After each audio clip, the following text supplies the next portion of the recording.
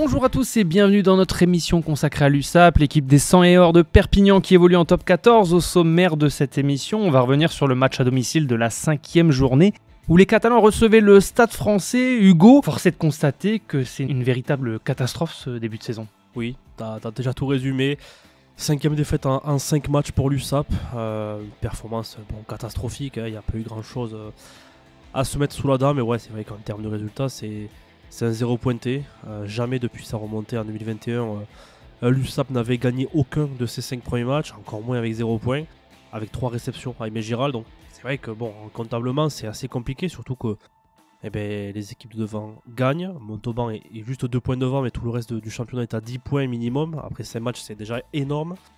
Et l'USAP n'y arrive pas. On a l'impression que n'importe quel adversaire pourrait venir aujourd'hui à Perpignan pour s'imposer. Donc c'est vrai qu'on n'a pas vu un grand Stade Français, mais un Stade Français qui a réussi à marquer 4 essais comme dans du beurre, qui décroche un bonus offensif à Aimé Giral dans un match qu'on attendait tous de tournant, de décisif dans les têtes, dans le sens où il fallait absolument montrer de réaction, et on a strictement rien vu. Donc une défaite totalement logique finalement.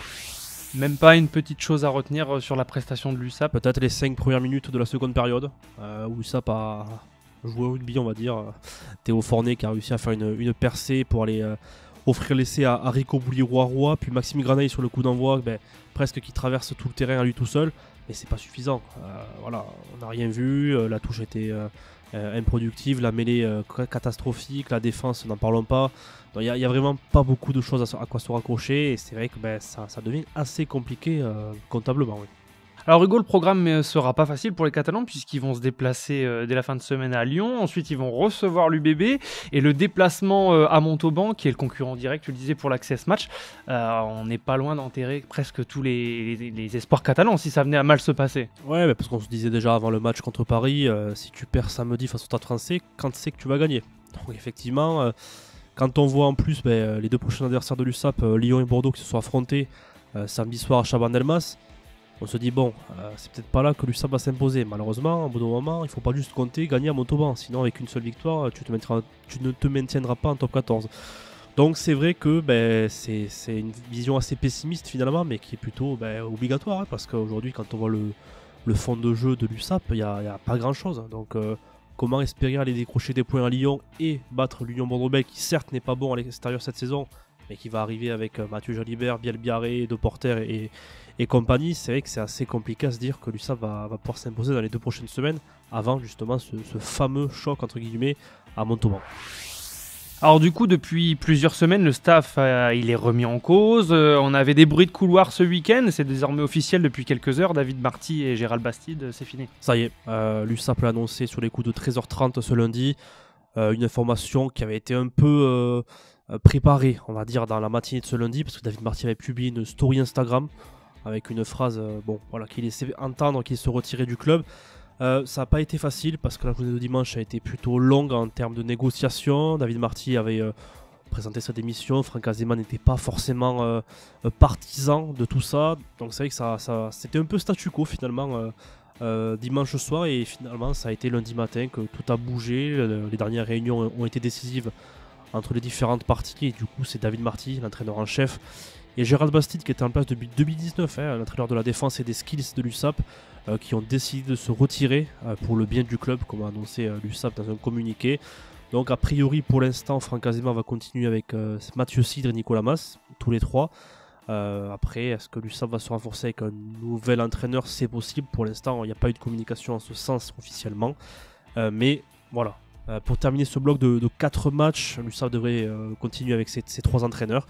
Et ensuite, on verra durant la trêve de novembre qu'est-ce qui se passera. Mais effectivement, Franck Azema reste bien en poste et il sera accompagné de Mathieu Cidre et Nicolas Mas. Est-ce qu'on en sait un petit peu plus sur les modalités du départ A priori, de ce que communique l'USAP, c'est un commun accord. Comme je le disais, du coup, David Marty et Gérald Bastide ont proposé, on va dire plutôt, leur démission qui a été acceptée par François Rivière, le président. Et derrière, il y a eu un commun accord entre les parties. C'est pas, ils n'ont pas été limogés, c'est pas une démission à part entière. C'est un accord commun pour le bien du club. Maintenant, est-ce que ça fera office d'électrochoc? On l'espère tous pour l'USAP. Maintenant, c'est les joueurs qui ont la responsabilité sur le terrain. Et virer les entraîneurs, c'est bien, mais bon, voilà, c'est quand même les joueurs qui jouent sur le terrain. Et ça va être important de voir comment le groupe va réagir et surtout répondre à tout ça dans les prochaines semaines. C'est d'autant plus dur pour l'USAP parce que Marty et Baptiste, ça fait partie de ces joueurs qui représentent une période dorée aussi de l'USAP. Oui, parce que David Marty, voilà, on connaît tous sa carrière de joueur. C'est un joueur emblématique, c'est un personnage emblématique de ce club.